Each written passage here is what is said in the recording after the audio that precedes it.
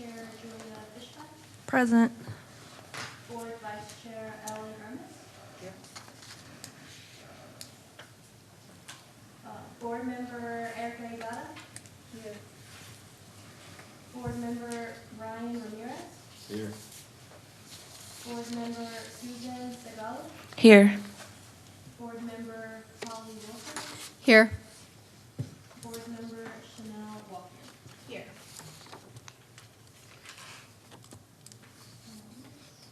All is present. Would anyone like to, motion to?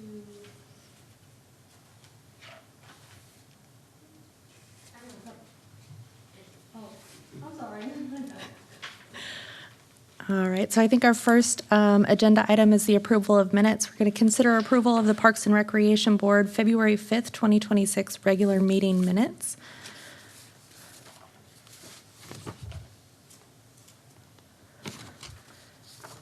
I'll make a motion to approve those minutes. I'll second motion. Excellent. All in favor? Aye. All that opposed? Zero. Okay, first was Erica, second was Ellen. All right, so we'll go ahead and move on to the citizen comment period with the Parks and Recreation Board. The Parks and Recreation Board welcomes comments from citizens early in the agenda of Parks and Recreation Board meetings. Those wishing to speak are encouraged to sign in before the meeting begins. Speakers may be provided with an opportunity to speak during this time period on any agenda item or any other matter concerning city business, and they must observe the 3-minute time limit. Do we have public comments for today? I mentioned it to you, but I didn't officially sign in. I passed out the April newsletter for the Kyle Area Senior Zone. My name is Ellen Ernest, and I'm on their board. I wanted to point out a couple of things. There's going to be a live conjunto band on April 12th. That's a Sunday from 4 to 6. We really pack the house. A friend and member of CAS gets grants from Texas Council for the Arts. She brings 4 conjunto bands or Tejano bands each year, so we hope to continue that. Also on page 11 is the Board on Aging public input meetings. There'll be 2 in April. And a feature on one of our board members, Cynthia Bentley. There was a news feature on KXAN News, gives the link down there. Also in May, we're going to kind of scale down activities in preparation for the move. Thank you. All right, do we have any other citizen comments for today? No? All right. So we'll go ahead and close the citizen comment period and move on to staff reports and presentations. First item there, we're going to receive a report, hold a discussion, and provide staff feedback regarding general departmental updates on community events and programs, division spotlight series, park TEC projects and capital improvement projects, online resources, and future meeting dates. All right, good evening, everyone. Amy Garcia, Assistant Director for the Parks and Recreation. I will be giving the updates regarding the community events and programs and divisional spotlight, and then I will pass it over to my colleague, Christopher Escoto, Deputy Director. All right, just to jump in, I will give you guys a brief highlight and a recap. We had the Great Texas River Cleanup this past month, and so we would like to highlight that we had over 133 pre-registrations, as well as a third of those participants were ages 13 to 17, as well as 50% of those have traveled from outside the city limits. And then we were able to pick up over 5,000 pounds of trash in that area. And then some of our key insights were that we were able to gain outreach through emails as well as school announcements. And then we had a strong, as you can see from that 1/3 of the volunteers, strong youth engagement within the region, and then highlighting our community interest. And of course, cleaning up our parks as well as being a part of our events.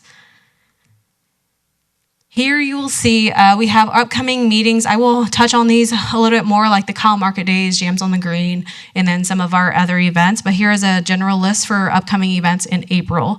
If anybody has any questions on these, I will be happy to take them, but I will highlight a little bit more on Kyle Market Days as we continue on. No questions? All right, so we are kicking off the season with our Kyle Market Days. So just a reminder, this event is on the second Saturday of the month. We will have 2 market days in June. One error I want to say, or one update I do have on this strategic partnerships.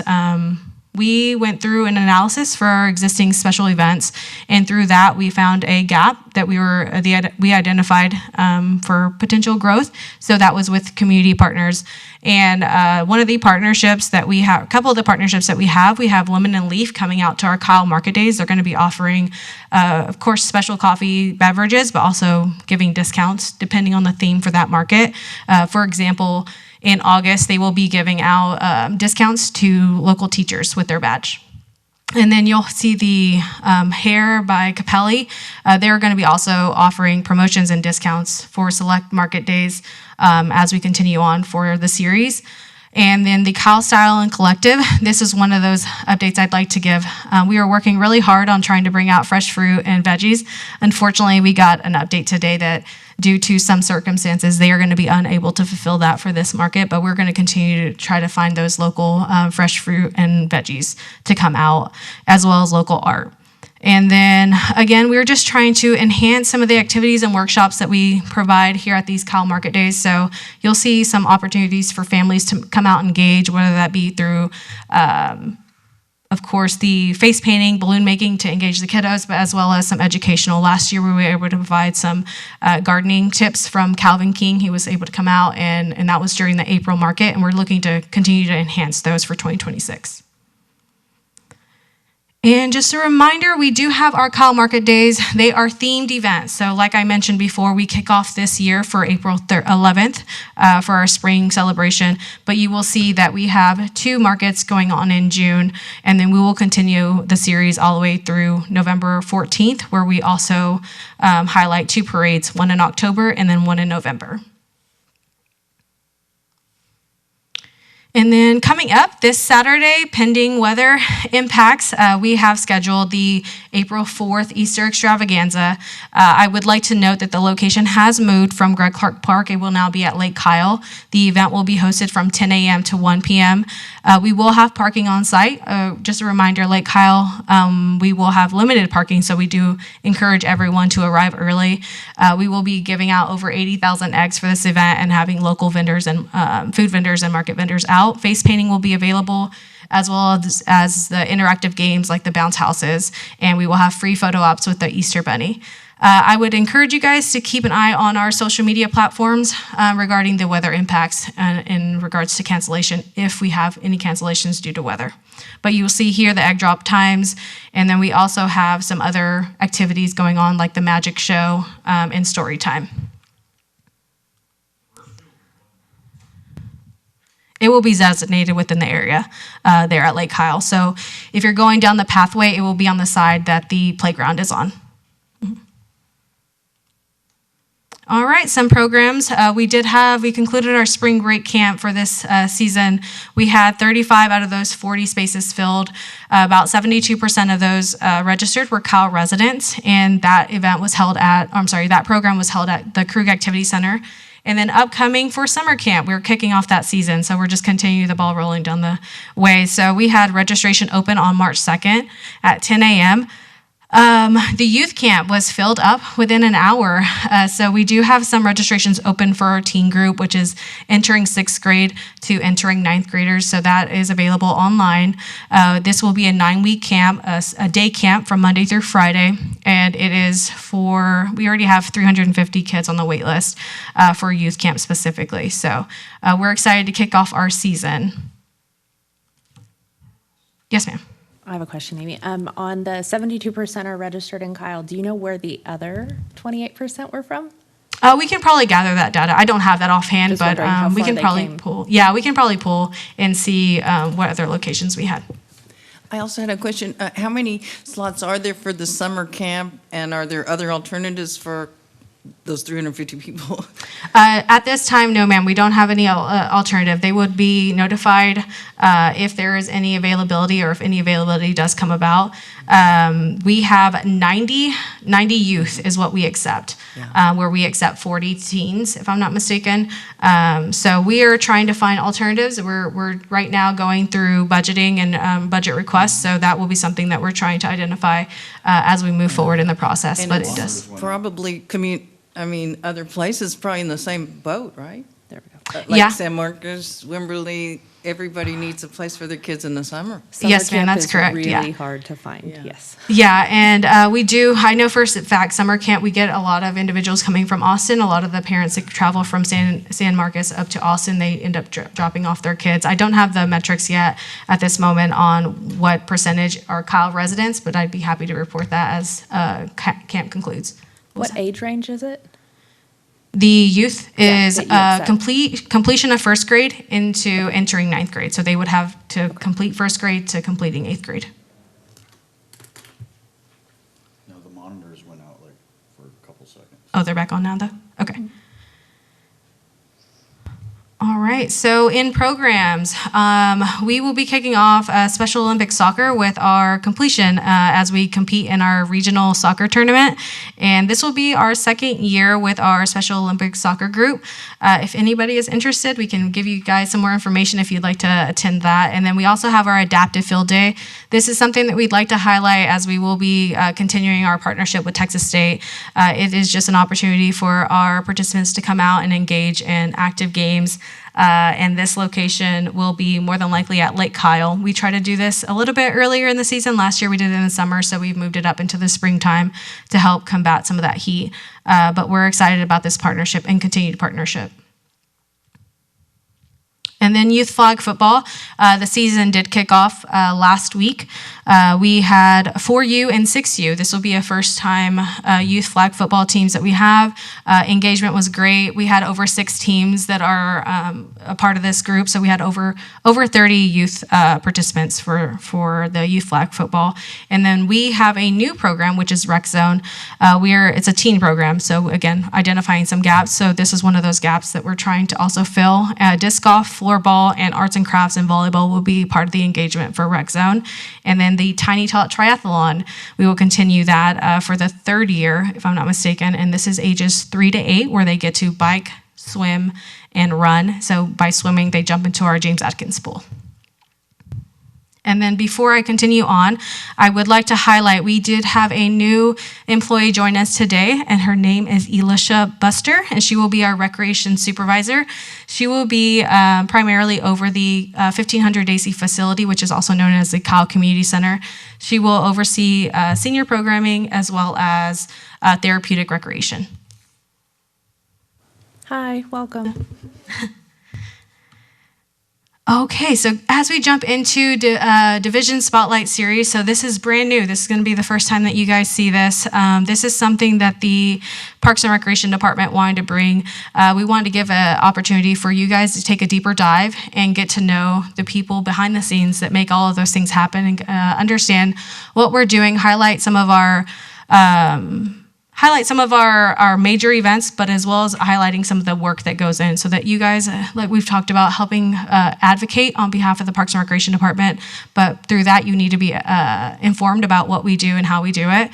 So what we're going to be doing here, we're going to provide some insights on different teams, so you'll see how many divisions we have within the Parks and Recreation Department, some of our initiatives, priorities, as well as accomplishments as we continue on in the year, and then just increase our transparency into our daily operations and long-term efforts, and then strengthening our collaboration between city staff as well as our park board. And some of those highlights you'll see here, you'll see a calendar to on my right, which you'll see how we've broken down those divisional highlights. So kicking off the highlights will be in April with our special events division, with a closeout in December with our recreation division.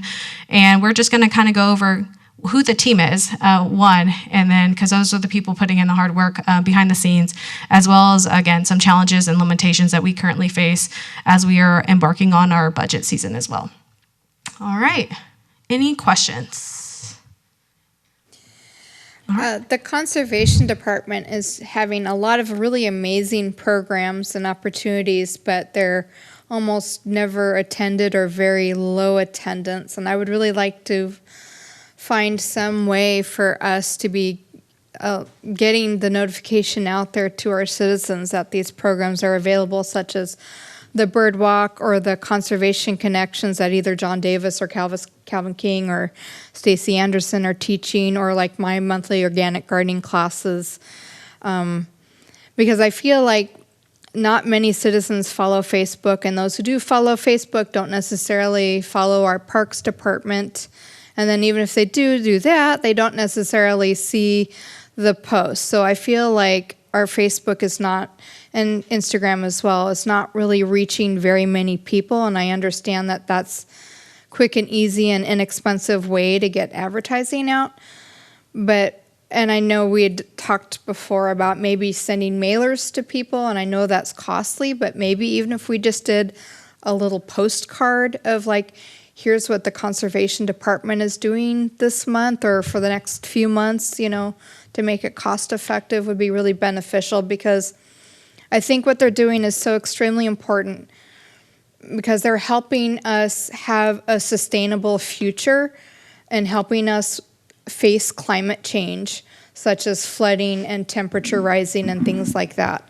So these classes are educating people on not only on what the city of Kyle is doing to help us with those things, but also how individuals can take actions for themselves to help with those things. Yeah, and we appreciate your. Did you have something? Oh, I was just going to say, Board Member Wilson, that's great input. Yep. And we know that you're really plugged into that market, and maybe we can have an offline conversation about how to reach that market better and get your input. Thank you for sharing that. Yeah, and one thing I'd like to highlight that we are doing, and we've gotten with our communications department, we've expanded our emailing list with our communications department to have a wider reach for our monthly newsletters. So they are highlighted in our monthly newsletter, and then we'll continue with the Parks Guide as well as giving that information out during our events. But we'd love to have that offline conversation with you. Alrighty. In regards to the newsletter, I don't know why, but I no longer get it. Like, it has suddenly disappeared, and I haven't received it. And it's something that I actually did used to read, because I don't have a Facebook. I don't follow much social media, because I don't. And so, like, I miss things, and I'm part of the department. So I don't know what happened when that newsletter switched over, but I don't know if it's like coming out less frequently, but I feel like I used to get a weekly one, and now I don't get any. So our newsletters are monthly. So February we did, because a transition was happening. That one, we did not have one for February. We kicked back off in March. But what I'll do is get with our communications department to make sure that they still have our original emailing list, and then I'll confirm with that with communications tomorrow.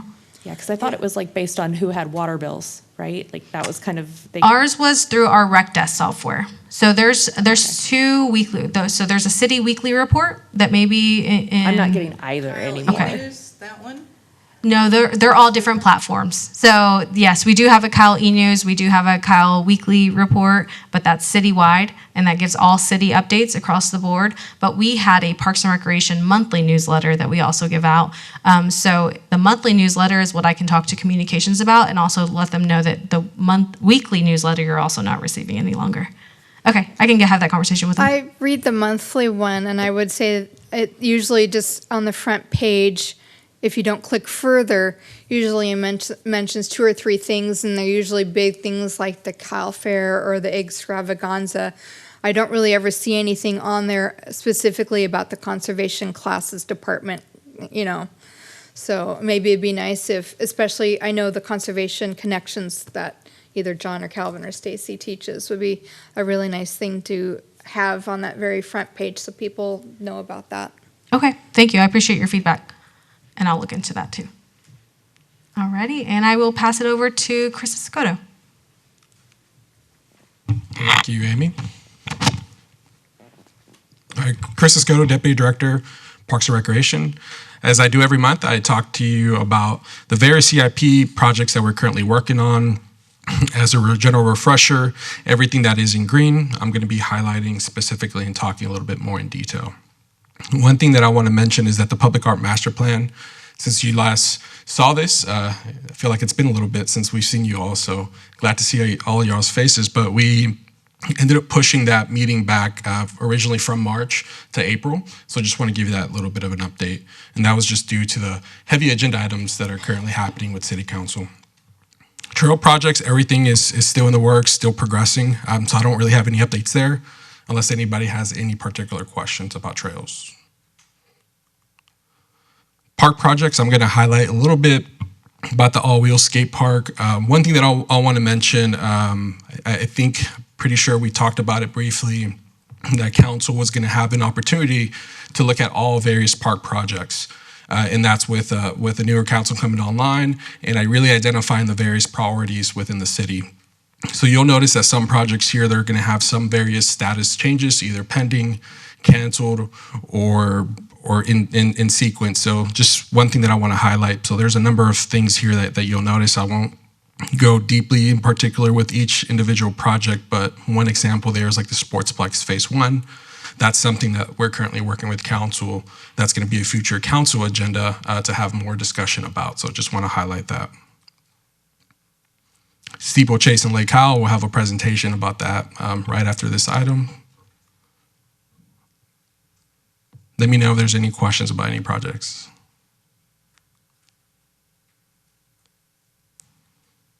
All right, get right into it. So the Sky Sorry, I Balloons. had one about the Stagecoach Drive Pocket Park. I know that is planned for cancellation. I had heard that before. Can y'all give us some information about why? Yes, I'm going to be talking about that here in a Okay, little bit. thank you. So the Sky Bloom sculpture, not sure. I believe we had board member Ibarra there and board member Ermis. So for those that weren't in attendance and haven't seen the Sky Bloom sculpture, it's pretty impressive. We had a great turnout. It happened on Valentine's Day. We had roughly about 80 people in attendance. There was a number of activities that had. Shout out to Tamara and Ivy for getting sponsors out there and really having a great event. So overall, we had great participation, and this is the first public art sculpture for the city. So just want to highlight that.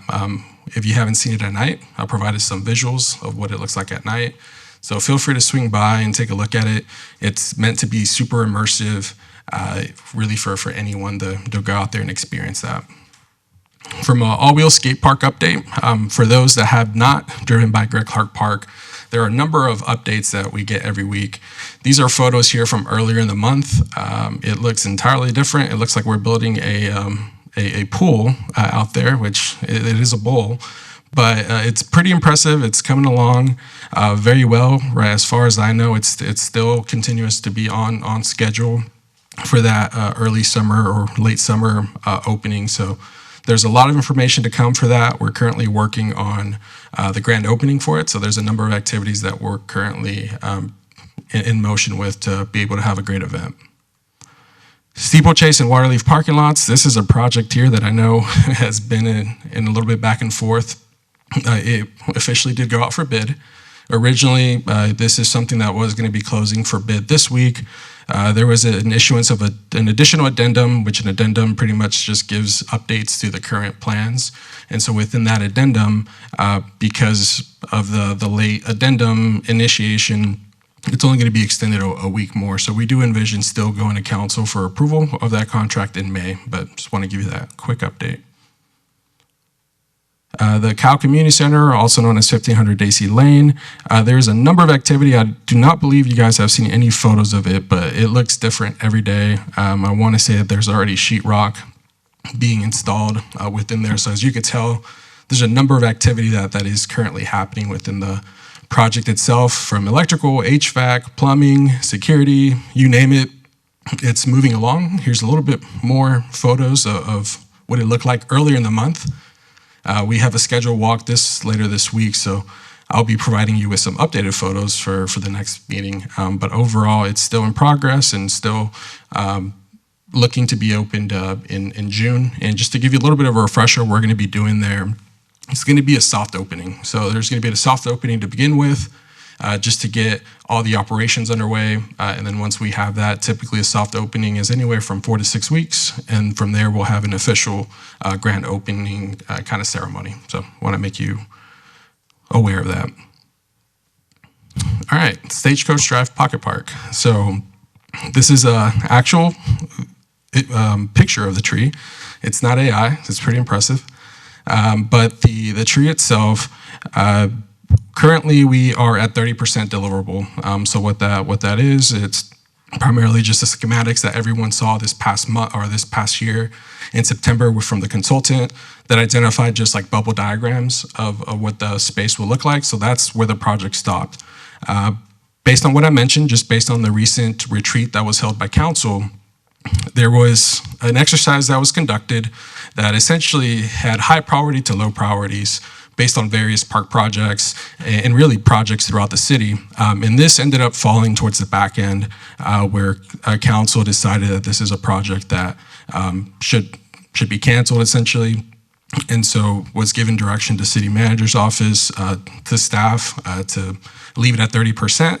So this is a project here that Parks and Recreation does assume maintenance on because of the park lot that was dedicated to the city. And so what we do envision though, there is a maintenance period, and I guess I'll leave that with a caveat that we're not going to be responsible for the maintenance of the tree itself for at least 5 years. So that's something that's currently worked with the contractor that's transplanted the tree. They're going to be responsible for the maintenance of the tree itself. But as far as the grounds, that's what I've referred to for the maintenance. We're going to be responsible for mowing, trash, and just normal ongoing responsibilities like that, just from the grounds aspect.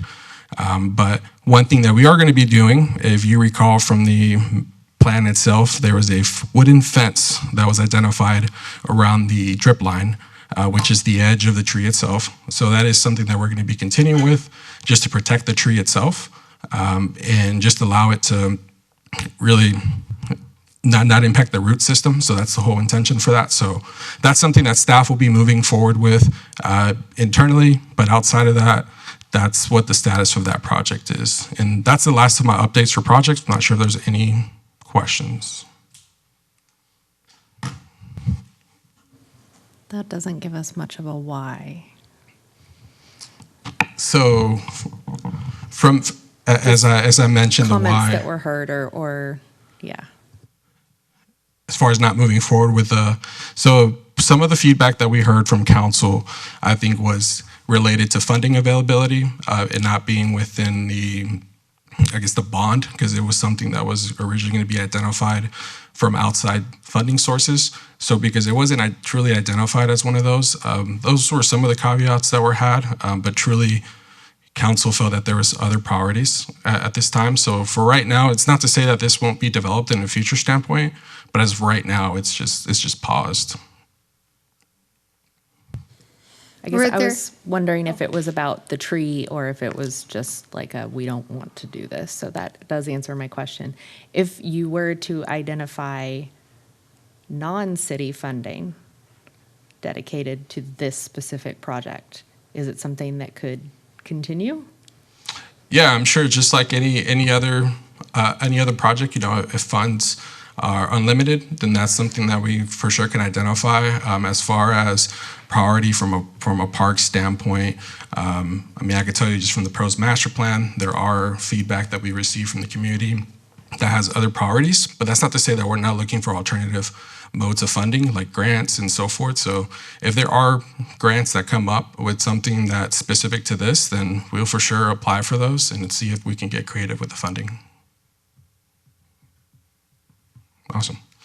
Were there other Parks and Rec Department programs or developments or parks or anything that they were also not interested in going forward with, or was this just the only one? This is the only project to date.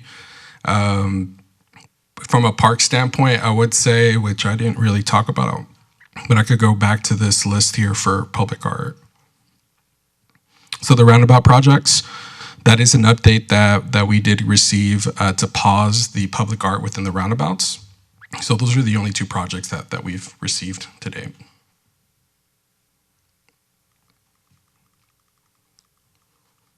Good question. So, as I usually leave you with, there's just online resources from our parks website to transparency portal, dashboard, the data portal that has a lot of the information for some of these projects.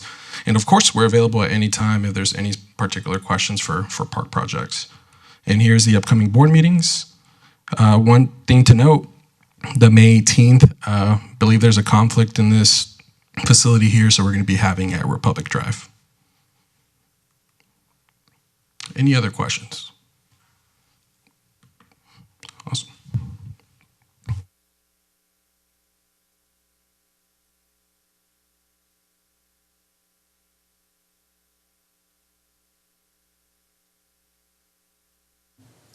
All right, so we'll move on to the next item here. We have consider approval of a recommendation to City Council regarding the Steeplechase and Lake Kyle Park master plans.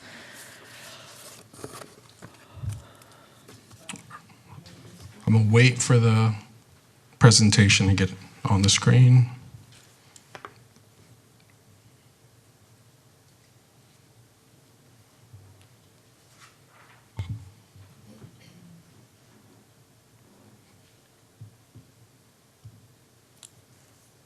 When was that picture of the tree taken? That was shortly after it was relocated. So that was back in like December. Yeah, that wasn't a recent one? Well, no, it wasn't as of this like last 2 months, but it was taken within the transport of the tree itself with a drone. So awesome. So Steeplechase Park and Lake Kyle Park Master Plan. Chris Escoto, Parks and Recreation, or Deputy Director for Parks and Recreation. Today we're going to give you an update, exciting updates for various things specific to Lake Kyle and Steeplechase. We do have our consultant team here that I'm going to be turning it over to here shortly. But just to give you just a quick refresher of the project itself, I wanted to remind you of about the scope itself, just a little bit about the background. Back in May of 2025, Council authorized preliminary design services for master planning for these two parks here that we're going to be talking about today. As you're aware, there's been a number of aging infrastructure that's been at these parks. Steeplechase Park in particular, we did make some improvements with replacing the playground itself, as well as some other parks. But one of the things that are important to note is that this is all identified within our PROS master plan. So a lot of these improvements and priorities that you'll be seeing today, there's going to be cross-referencing within the PROS master plan, so just want to highlight that. And ultimately, the end result for this is going to be a clear, updated master plan for both parks, ensuring that these improvements are community-informed and realistic financially. So there was a question brought up as far as the funding structure. We know that this number itself that you'll even see today, it's going to be a little bit of a sticker shock. But we know this is going to be phased. It's going to be strategic investments over time. And so that's something that we're going to be creative with alternative funding sources, just like we did with the Texas Parks and Wildlife Grant for Steeplechase Park, as well as maybe other types of funding mechanisms. And so with that, some of the things that I want to leave you with from a Parks Master Plan is that we want to make sure that the vision itself is long-term. We're assessing those conditions, ensuring that safety is key, as well as access. And you'll find out today that there's quite a bit of community input that was had for this project itself. And there is going to be some cost guidance that's going to be ultimately phased out over the next anywhere from 10 to 15, 20, 25 years. And that's just going to be something that the city's going to have to be identifying on how we're going to be able to fund some of these projects. So with that, I'm going to turn it over to Dun & Witt Associates with Brendan.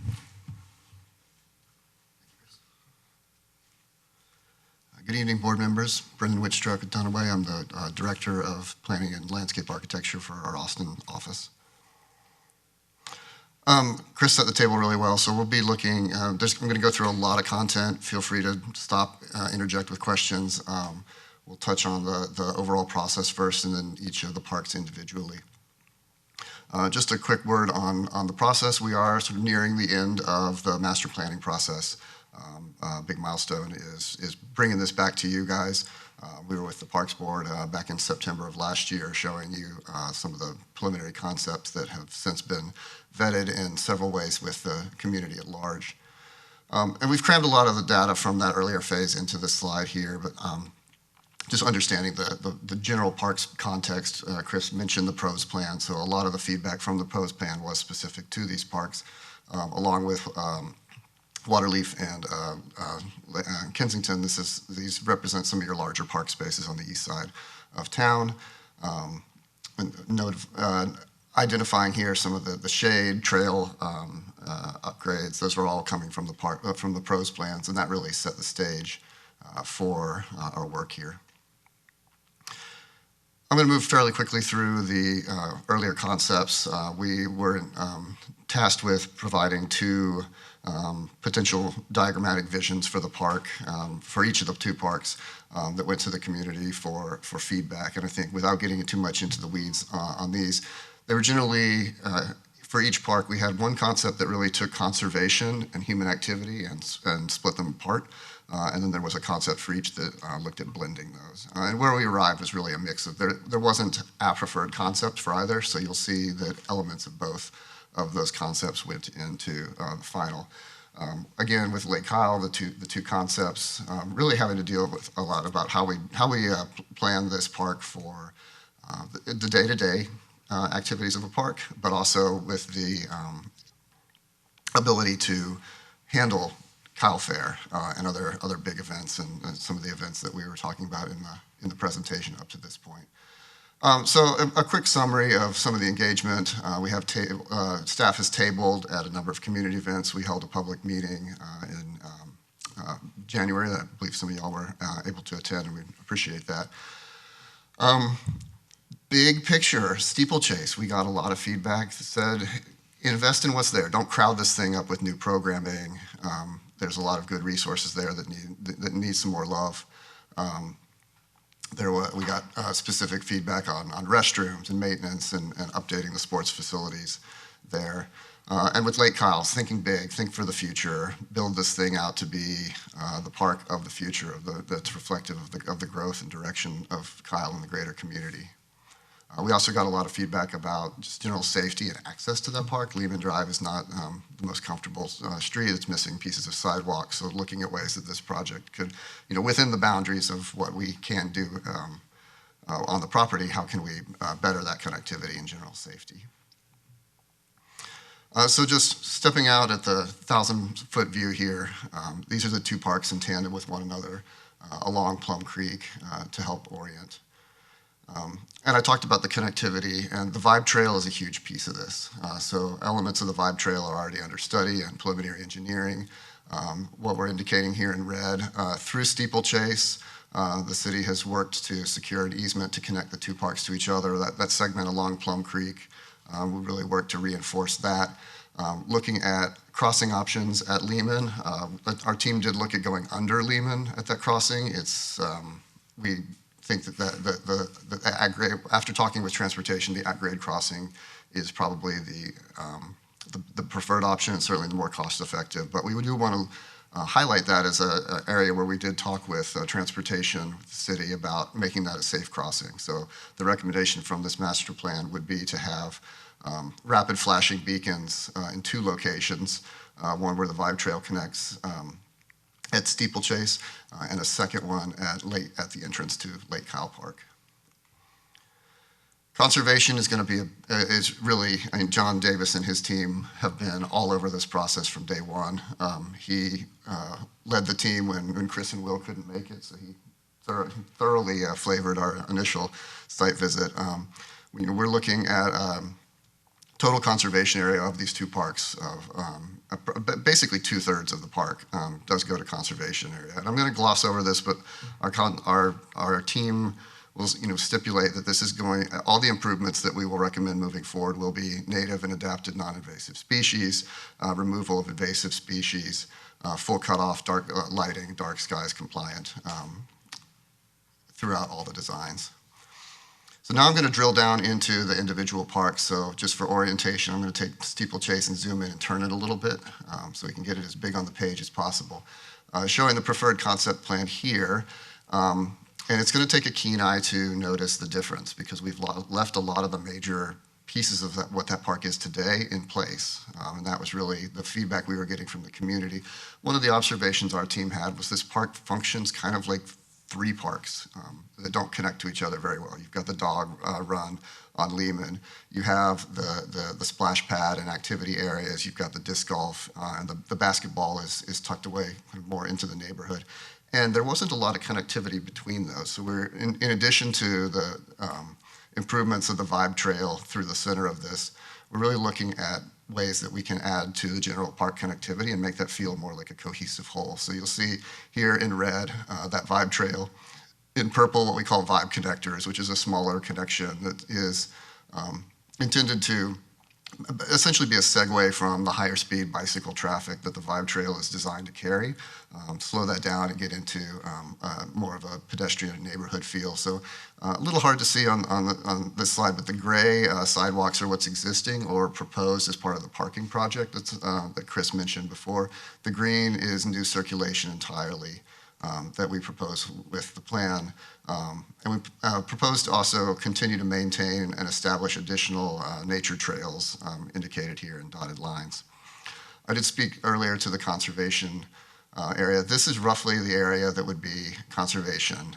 And this is a bit of an expansion over what John Davis and his team are doing now, particularly at the north side of the park and into the center of the park. And one of the key things that I want to talk about here is the disc golf course.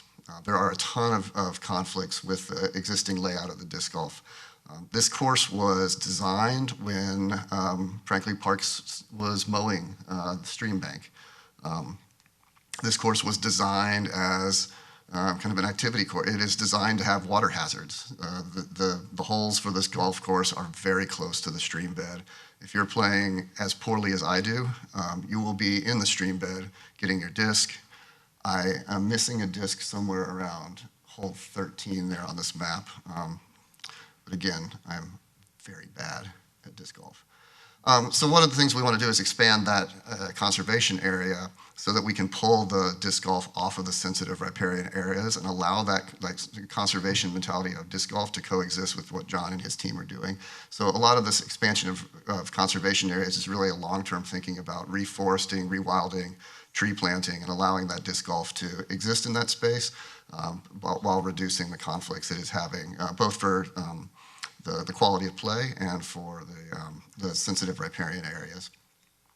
So really leaning into the athletic facilities here, we had the opportunity with this project to address some of the pros plan facility gaps. So it's a net positive of 5 new facilities that are recommended by the pros plan identifies shortfalls for the city. Here, the inclusion of a new multi-sport facility that becomes the bridge between the dog park and the splash pad that would host 3 pickleball courts and a basketball court. Updates to the soccer and softball fields, including converting one of the softball fields into what's called a miracle field. That's all accessibility. That's a poured-in-place infield and synthetic turf, fully accessible so that children in wheelchairs or with other mobility impairments are able to use that facility. Again, from public engagement, bringing sand volleyball back to this park at long last, and a reorganizing of the sports so that the lighted facilities and the hard court facilities are contained in a single area, and we're allowed to kind of try to centralize the loud activity impacts and lighting as much as possible.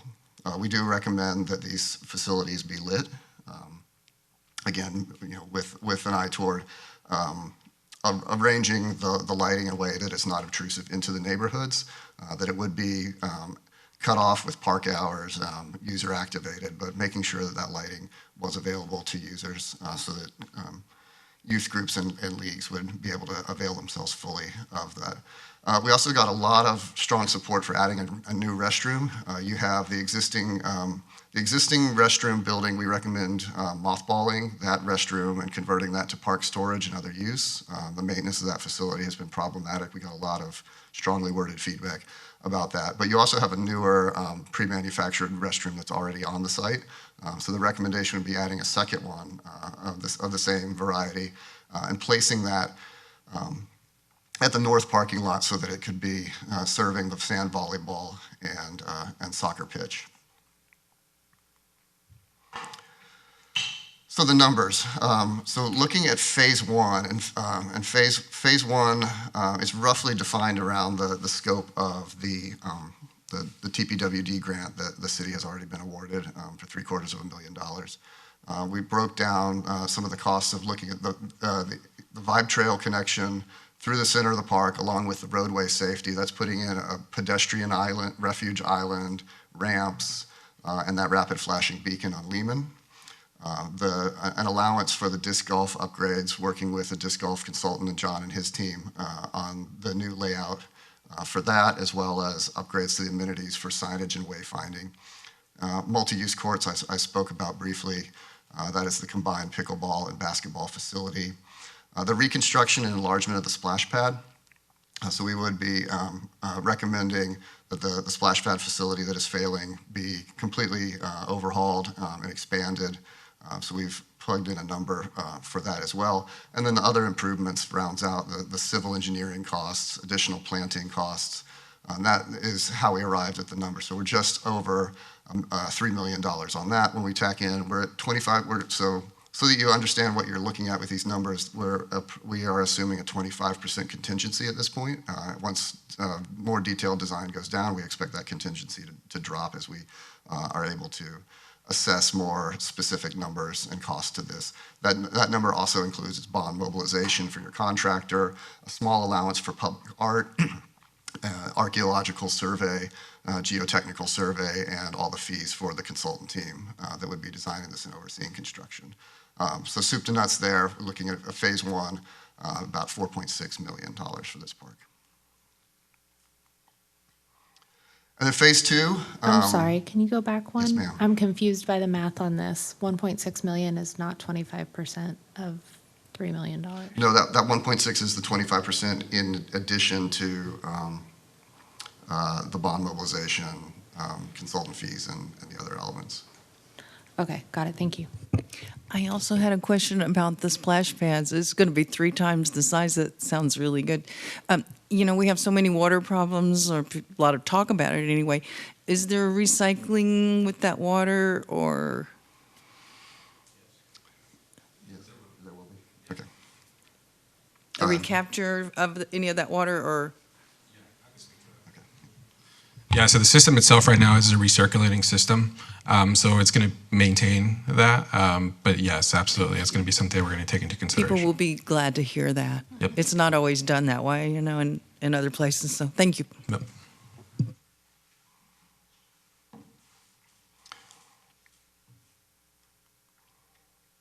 And then phase two is for this one is really everything else.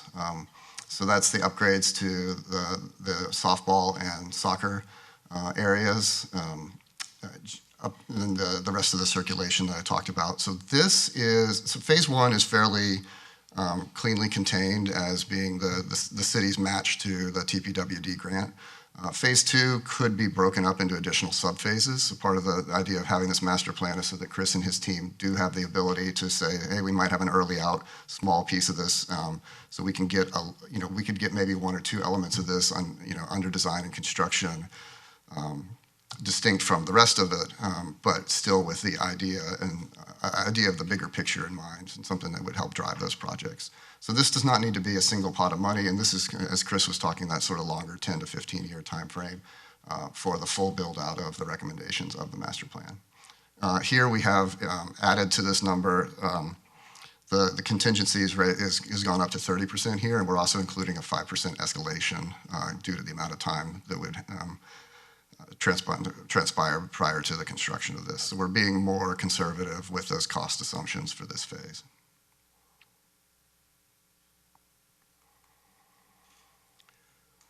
We've been able to prepare a couple light visualizations of how some of these spaces would look and feel. You see the Miracle Field in the foreground on the upper left, the expanded splash pad, and really that shaded playground and zip line area are already installed. So we'd be expanding and connecting off of the work that the Parks Department has already done. And an illustration here, and I do want to stress that the stream bank. This is an illustration. The stream bank restoration would be a native and adapted species invasives removal for the final, but we wanted to look at improving the quality of the crossings at the creek, removing the ones that are substandard, and trying to encourage foot traffic to be along these pathways instead of through other informal creek crossings.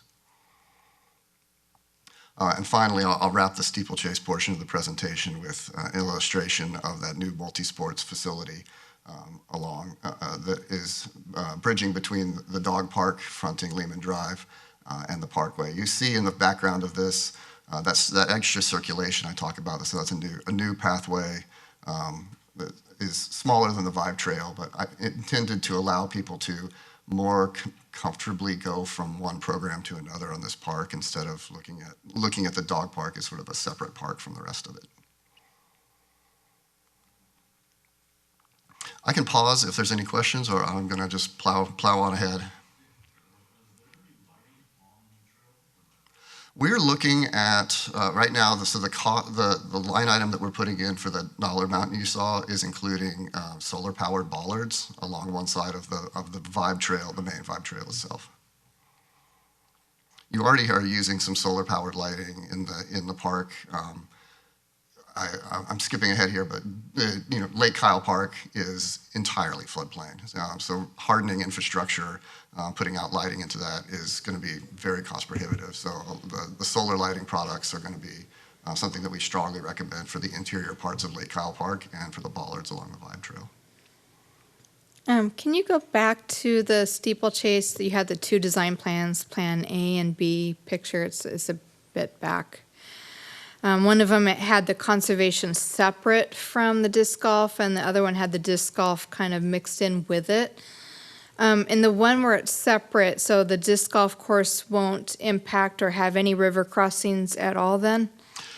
This was diagrammatic, and in that case, we had one early concept that looked at reducing the number of holes from 18 to 9. That was not a popular suggestion.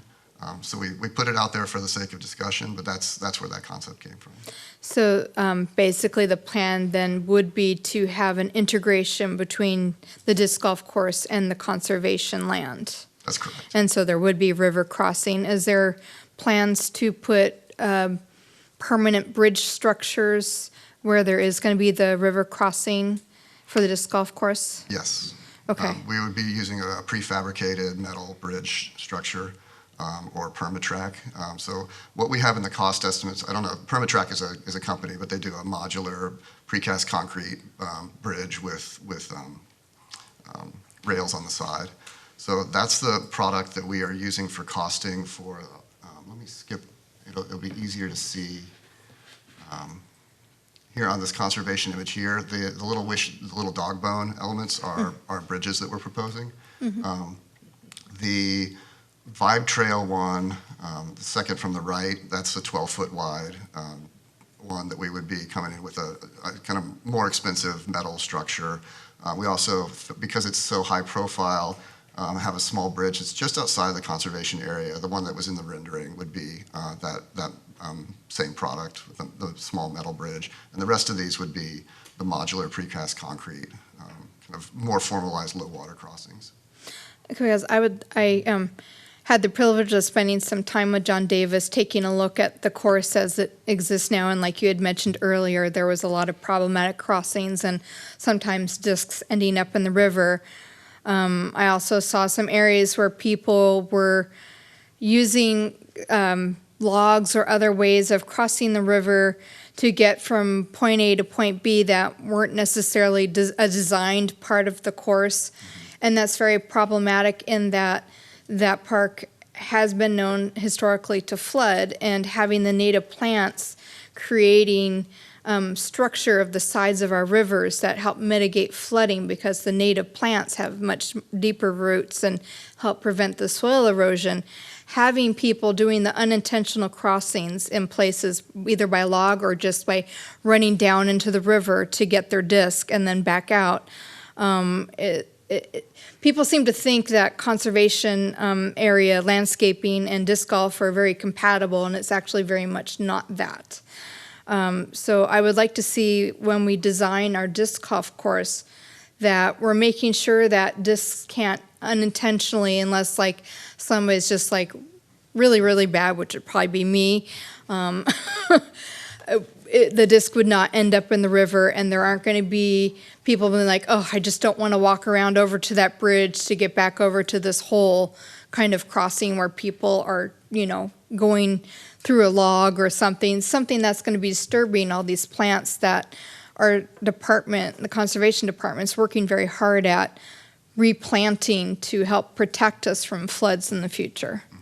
Yeah, and that erosion is, we've been out on site and seen that erosion that you're talking about. On this slide, so currently there are 5 crossings of the creek in the course. And like I said before, that was done intentionally in a different time. And what we want to do, part of why we want to look at expanding the conservation area in the north and then along Lehman, is so that we could pull those fairways out and get them off the creek. And so what you're seeing here is a diagram of the current course, and what we would be recommending as part of this plan is to try to place the pins and the tees as far away from the river, and to reduce that number of crossings to maybe 1 or 2. Yeah, so like if you look at 16, right, whereas you'd be throwing it kind of towards where 17 is now, instead 16 is completely on the other side of the river, so you don't have to throw it and then find a place down there. You're only walking across at that crossing. Or Is that how I'm reading it? That's how you're reading, yes. Okay. Yes, ma'am. See, to me, that's a problematic area, because this is one of those ones where people would want to shortcut, not have to walk all the way over to the bridge and back to get to that next hole, right, or where their disc is. Yeah, I just want to add I one think that's thing. why they're moving it to the other side, though. Right. Yeah. Yeah, I would like to add that right now we're not proposing any modifications, any changes on paper, just because we haven't gotten into that detailed design. But once we get to that stage, we are going to be working heavily with our conservation division, but also with the disc golf community. So we want to ensure that the disc golf community also buys in to this initiative itself, because we have heard mixed reviews. I'll be honest in that sense, that there's been mixed reviews from both sides. So it's something that we hear the comments, but we are going to ensure that we're going to go out into the community whenever we get ready for design. So I just wanted to highlight that. I may be belaboring the point, but hole 3 is a great example of what we're talking about here. So you're throwing from the parking lot, the Goldenrod parking lot, where the number 3 is, and if you follow that fairway, the pin there on that is just a couple feet away from the river, from the stream bed. So that's a good example of one that was, when it was designed basically as a water hazard. That was the point, and now we want to look at that and rethink that completely.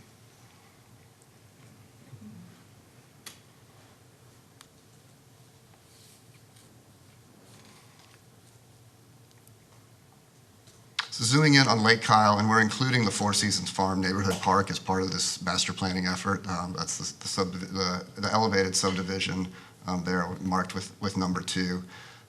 This park has some challenges. It is functionally a massive piece of flood management infrastructure. The PCCD spillway, secondary spillway, there's a lot of areas in this that limit what we can do in some of those areas because of the primary function of the park. Nearly the entirety of this park is in the floodplain. I don't need to remind members of this board what happened in 2013 and 15 and what will happen again at this park. So really looking at ways that we can maximize the daily value of this, but understanding that it is a floodplain, it is infrastructure. And at the same time, John and his team have done some amazing work in rewilding and restoring some of the areas, and we want to honor that. And again, in the same spirit as we discussed with the disc golf steeplechase, looking at ways that we can bring intentionality to how you interact with the lakefront instead of and formalize things like fishing with piers instead of having foot traffic all along the lake edge, which would allow us to rewild the entirety of the lake edge and expand the more sensitive environments and habitat. We've gotten some great stories about otters and owls and all kinds of great flora and fauna here at this park. And then it's also, as I mentioned before, you've got Kyle Fair and some movies of the lake and some massive events here that we need to provide the elasticity for. So once again, looking at the connection, the Vibe Trail doesn't actually go really through this park because the idea of how that's being constructed right now is to follow the creek and through that easement that you see on the right hand of this page. But we do recommend providing a spur that would connect in to the center, more active part of this park. And then looking, when I spoke earlier about the rapid flashing beacon shown here at the top in the yellow circle, there is an opportunity for us to make a Vibe connection that would align with the Vibe plans connections along Center Street and provide direct access to downtown from this location. We proposed in one of the concepts this idea of a loop trail around the entirety of the park, which got a lot of really strongly positive feedback. And the general idea of that is, and that's that purple loop there, is that you would have probably a 10-foot trail that is set 15 to 20 feet off of the property lines, and we've got trees and a mowed area there, and then that becomes the delineating line between the conservation areas and the buffer to the nearby neighborhoods. Something that could be marked with different mileage indicators so that people could do a small loop or a larger loop. And a big piece of that connectivity was the bridge connection across the lake. Again, another idea from one of the concepts that was very warmly received, generally by council, by staff, and by the public. We did get some great feedback, and I think we were coming in and saying this is a really big architectural moment, this bridge, and members of the community said, don't let the bridge compete with the natural beauty of the lake. So what we're showing today is a much more dialed back bridge that is not trying to be the iconic moment of the park, but is trying to provide that connectivity to the neighborhoods and allow for the multiple loops of the trail. And once again, going back to the conservation areas and really using some of our pathways to formalize those lines in between that right now John and his team are putting out flags on the ground that tell them where to mow and where to not. So looking at ways that we can codify and clarify what are the rewilding areas, looking at opportunities to provide new fish habitat within the lake. We are, in these upgraded fishing piers that are intended really to provide an amenity for residents, but also to discourage informal fishing from the lake's edge where we're trying to reestablish vegetation. And we'll drill down into the designs of this a little bit more with some enhancements because it's a bit hard to see at this scale. But we also had the opportunity to address 3 more pros plan facility gaps through this park. And I've alluded to it, but remiss in not talking about how this park handles events. So we have started working with Parks events team and gotten some really great feedback on staging and things we need to understand for the versatility of this park to host larger events. And on this slide, it's a couple ideas for how that sort of smaller or medium event could be handled. We are proposing a new band shell in the park that would be your primary stage and an opportunity to do small concerts or movies at the park. Conversely, there is an activity lawn closer to Lehman that could be set up also as a temporary stage or another movies at the park or event. It's closer to parking in the restrooms. So there's a couple different ways that we could run this. PART has expressed interest in being able to assemble an ice rink here seasonally. So we've scaled some of those spaces to allow for that. But the big dog is Kyle Fair. So we're working with the special events, going over the diagrams that they provided us on how Kyle Fair has been staged in the past, what those facility and program needs are. We are still developing the final vision of how all that access would work, but we've gone over with parks special events about how to do truck access, where they would need access points, how they would like to do traffic in and out of the parking lots, expanded parking for some of those big events, and again, making sure that we're delineating the day one Kyle Fair and the future expansion of Kyle Fair in such a way that it's not intruding into those conservation areas. Because, again, I don't need to tell you guys this, but if the conservation doesn't work, if we squash it once a year with a big event, it needs to be something that is more permanent and established than that. So I will zoom in on a couple of the key parts of this, looking at what we've been calling the activity corridor or the Lehman corridor. This is the enhanced master plan version of the park entry. So on the right-hand side of this image in gray, you see the existing, that's PARD's operations office that's existing. It's a very strange front door to the public park because while it has public restrooms, it's not a public-facing building. But it's also the first thing you see there. So that parking lot around just planned north of that is existing, and what we propose to do is expand that parking strategy along Lehman. It could potentially go in both directions. Right now, we're sending it in one. The master plan, as we're showing, roughly quintuples the amount of parking available in that park. We had concepts that showed parking being more kind of lots within the park, but keeping the parking, keeping the cars out of the interior of the park and right along the edge was the more preferred concept.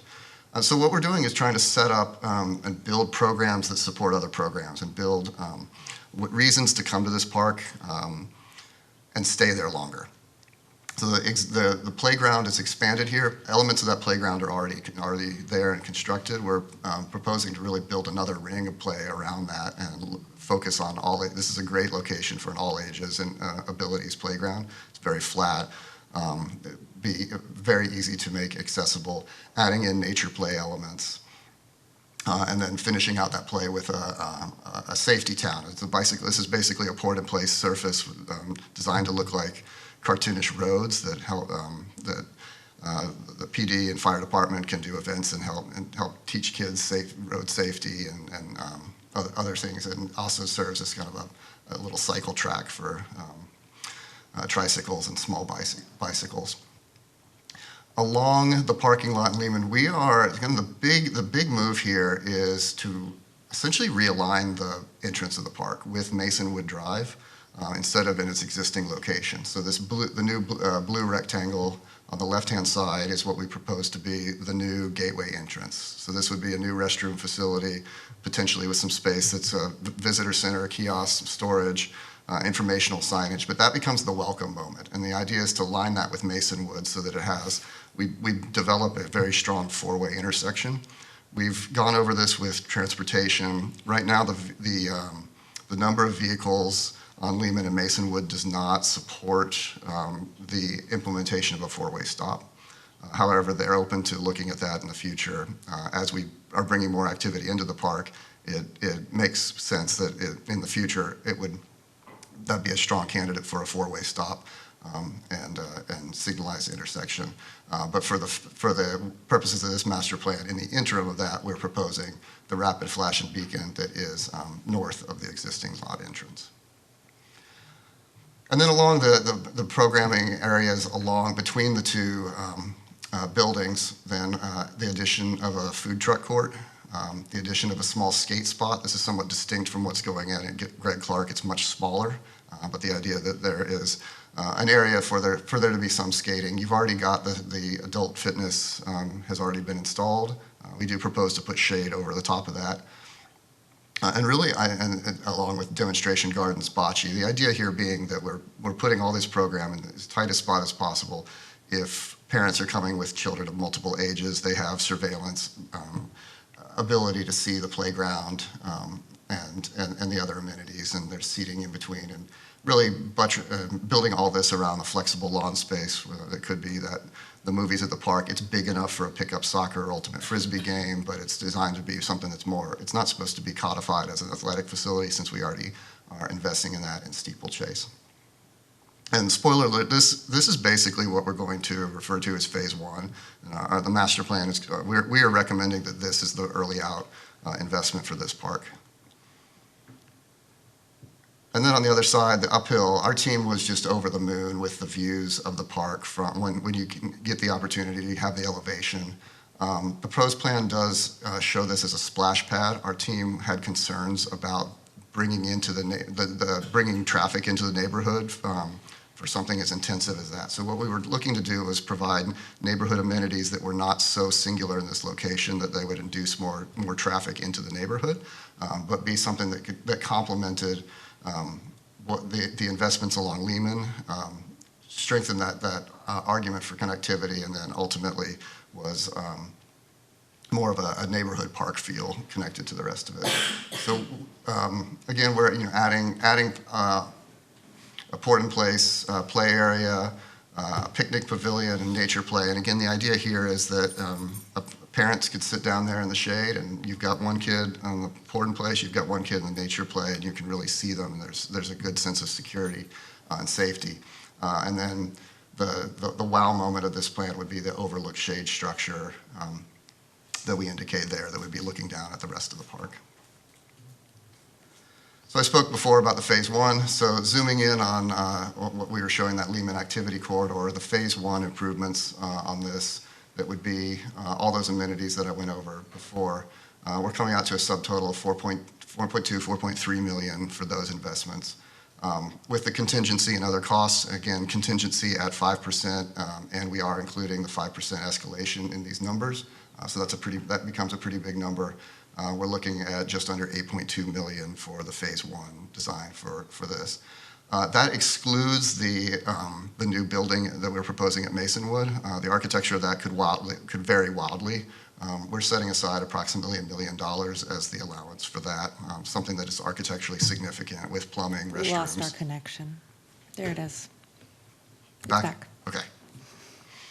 So we set that out as an alternate on this pricing, but if the funding is available, it would be great to have that building come in with the rest of the phase one improvements. But I wanted to stress that the rest of the phase one improvements are not contingent upon the construction of that building. But this number does include the parking expansion. The entry drives are already there. They were put in as part of the Lehman Road expansion and reconstruction recently.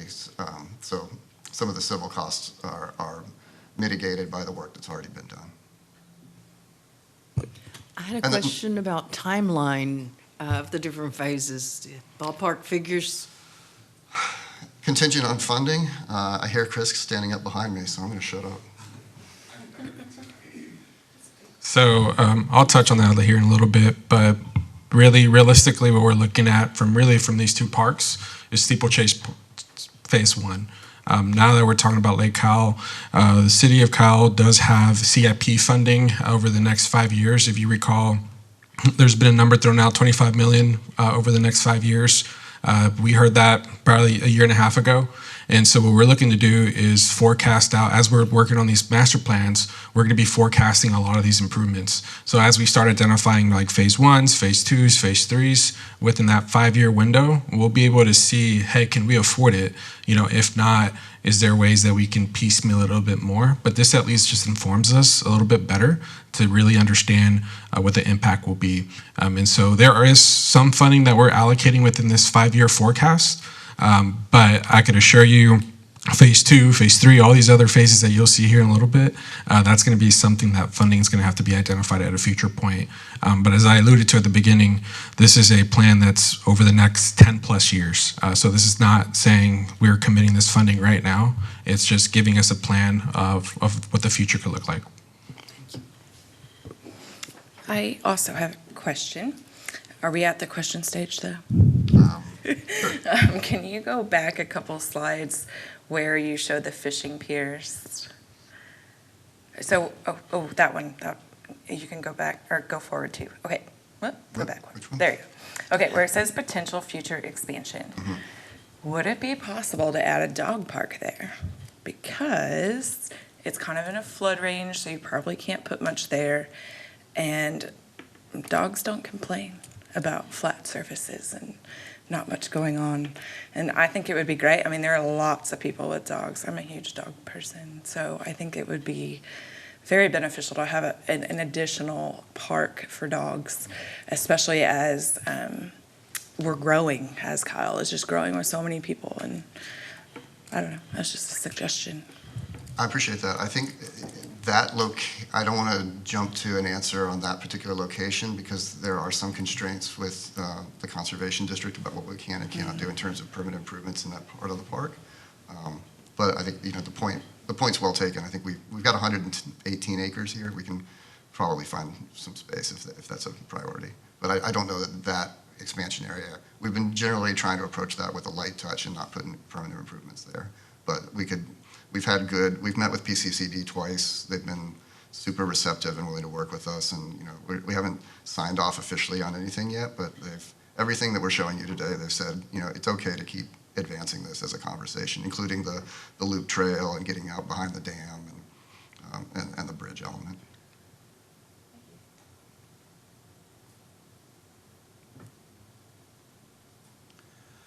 And then phase two, so we're calling Four Seasons Farm Park phase two. We have put together a number of that, coming in just short of $4 million for the playground improvements and lookout as part of that park. And then phase three is kind of everything else, and this is to what Chris is saying. Really, we wanted to have a guiding document so that if you get some random funding opportunity or partnership to say, I want the bridge to go in first, we'll have the flexibility to do that, and the master plan then becomes a guiding document for how all these pieces assemble. So you're not being boxed into saying that the phase one absolutely must be the phase one. But in terms of the city investment, we felt like that was the biggest bang for the buck for day one of getting people here and serving the general population of the city. So this includes all the other elements, the different trails, the band shell. We are being fairly conservative with these numbers because the band shell is very much not designed yet. Again, we're putting a facility in the floodplain. There's going to be some hardening that it needs to have power to be able to run a big event. We're looking at whether or not that's going to have restrooms, a green room, what that number looks like. So we are admittedly aiming high on the price tag of that. There's a possibility that could be built more cheaply than that, but we wanted to come in with a number now that was reflective of the thinking of the design team in terms of the scale of the recommended improvement, and not miss low and then come in and have to explain that we want to add $10 million to the price tag of this. So all in, you're looking at, again, with the 30% contingency, 5% escalation, $27 million for this. So bringing the total price tag of the master plan for Lake Kyle is approximately $37 million for all phases. And we put the fun renderings after the price tag because we thought that'd be more fun for everybody. So I'll pivot there to speaking a little bit about our design team's intentions for the character of these spaces. So you see an aerial view of that existing play area with the expanded play and nature play. A lot more trees. I could give this whole presentation, just say the word trees over and over again. We're looking at hundreds and hundreds of trees at both of these parks as part of any phase investment for these. That could not have been more clear from the feedback from the pros plan and from this board and others. On the right-hand side, showing a shade structure pergola that buttresses the skate spot in the rear and the seating area for the food trucks there, and creating this daily coffee, quick food, light, and really being the living room of that front park. There's an amphitheater that exists on the park. We would like to propose some modest improvements to that for accessibility and look at that as an opportunity for an outdoor classroom.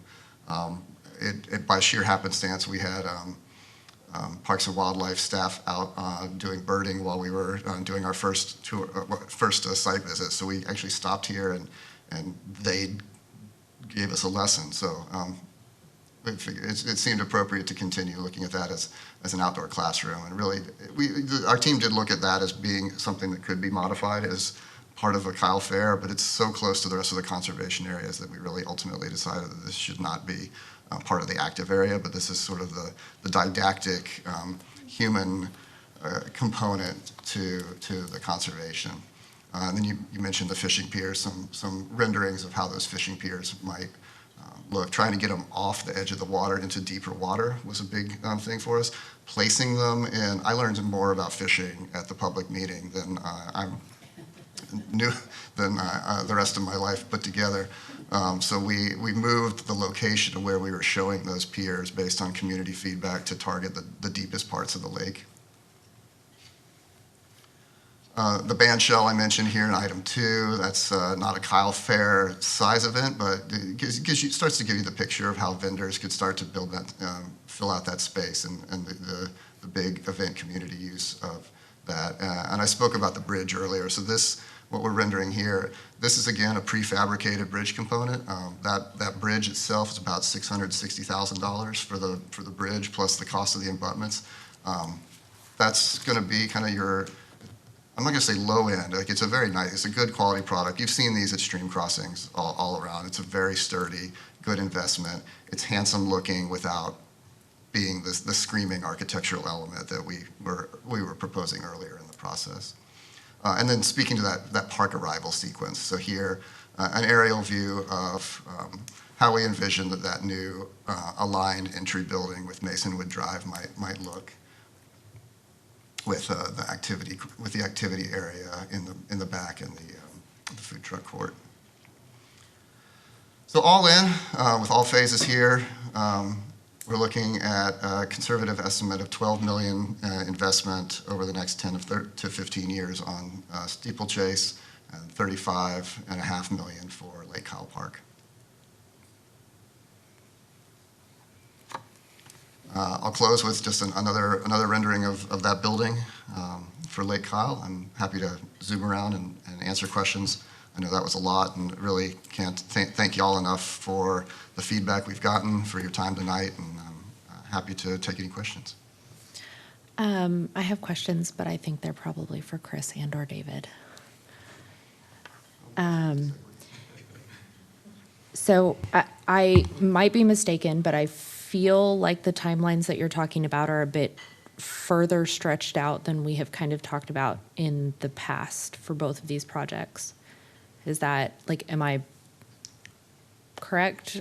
I feel like we had talked about 5 to 10, not 10 to 15, 25.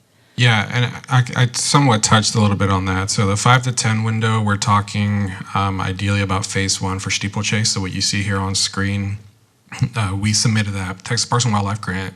So that's $750,000 that we get contributing towards the project itself. So within the 5-year window that we've spoke about the CIP projects, we're identifying some of these costs. Okay. So we are identifying some improvements for Steeplechase, and I would mention that a lot of the costs you don't see here for Steeplechase. So if you recall, we've improved the playground.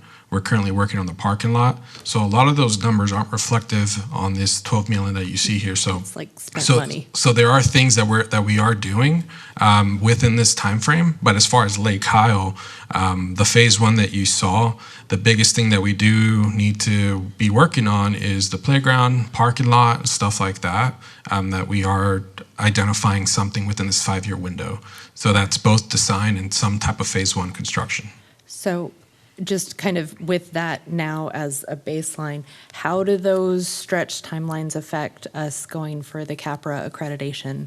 And if we get the CAPRA accreditation, are there additional opportunities for funding because we have that, where we might be able to speed some of these up or invest more money more quickly? Yeah, as far as CAPRA goes, I would say a lot of these improvements, they're not necessarily dependent on CAPRA status, so to say. It does help that we do have a CIP plan. It does help that we have master plans for these projects itself. It just shows the commitment that the city is making on the parks themselves. However, it's not contingent on you receiving the recognition or not. But to answer your second question, if you're CAPRA accredited, does that open the buckets to something else? Potentially, but I would say this baseline that we're doing here with the master plan goes a long ways because it's showing the commitment that the city has made with forecasting, with planning, with investing just a future for the park itself. So I would say the master plan probably goes a little bit further than just the CAPRA kind of accreditation component, but being an accredited agency does speak volumes to just, it gives us more clout, so to say, just for us to carry that weight. But overall, we're going to be continuing to look at other funding mechanisms. It's not to say that there can't potentially be other funding like bond matches or stuff, working with the county or working with different partners. I mean, the opportunities are endless, but that is something that we're continuing to work on. And then by stretching our timelines, we are not stretching our timeline for the CAPRA accreditation. Like that timeline is still. Correct. Okay. Yeah, we're still on pace for that. So this is more of a planning, like the park planning element to the parks themselves. On county funding, I wanted to remind everyone to vote in the runoff elections in May. It's important for money coming here. Yeah, and I mean, we have strong partnerships. We're not just the county, but just really Texas Parks and Wildlife, and there's so many other organizations. We're currently working on a naming policy as well, so there could be opportunities for sponsorships from that. So the options are endless, but just having this plan itself will definitely help us. I mean, Chris nailed it. That's exactly what this is about, is positioning us for opportunities. These can go as slow as we need them to go. They can go as fast as we need them to go. At this point, once you have a master plan on record, it's plug and play. And so community in a couple of years may say, you know what, these quality of life improvements for our community are really important. What do we have to do to expedite them?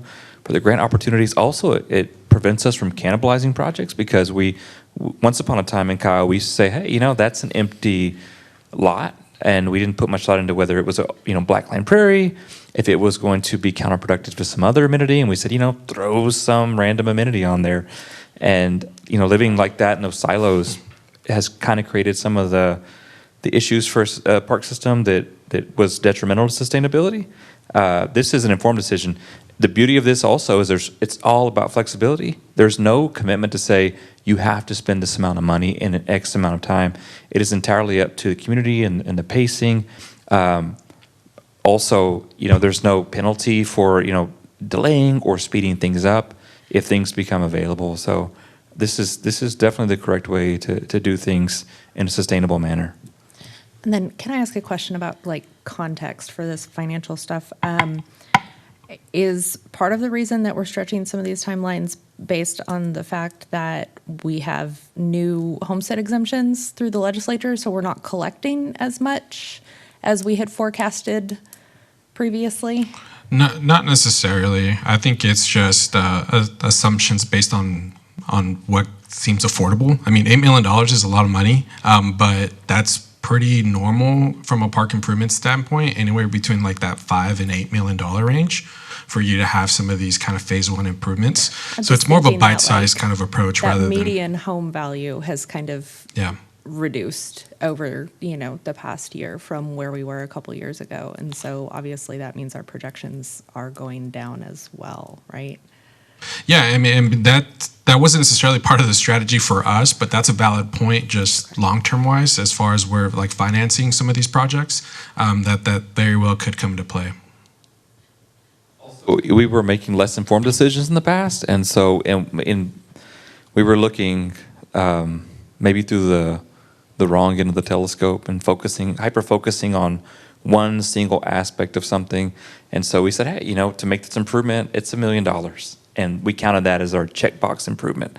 Whereas now it's hey, these are the comprehensive needs of the park. And that cost is obviously greater because you're not looking at it through this myopic lens. And so, yeah, that's going to grow out. But as Brennan eloquently stated earlier, there's opportunity to scale up or down. And if you had some donor opportunity, maybe within the naming policy that'll be coming up for adoption soon, there's funding that could come with that. And someone might say, hey, I want to donate this bridge and I, maybe for some naming opportunity, and we're willing to pony up the cash necessary to do that. Can we expedite it? The master plan says absolutely yes, because we know exactly where this is approved to go. All right. Yeah, I would also add economies of scale was a factor into this. So how do we maximize the mobilization while we're already conducting certain aspects? So that's how we're looping some of these services together. Yeah, I mean, doing stuff in like pockets Yeah. so that, yeah, it makes sense. And so I still have one, I guess, last part, and then I'll just turn it back for questions officially. But the next steps really for the adoption process for this, as we're talking to you today, we are seeking that final recommendation to council for official adoption of this. We do see this being in a two-step phase.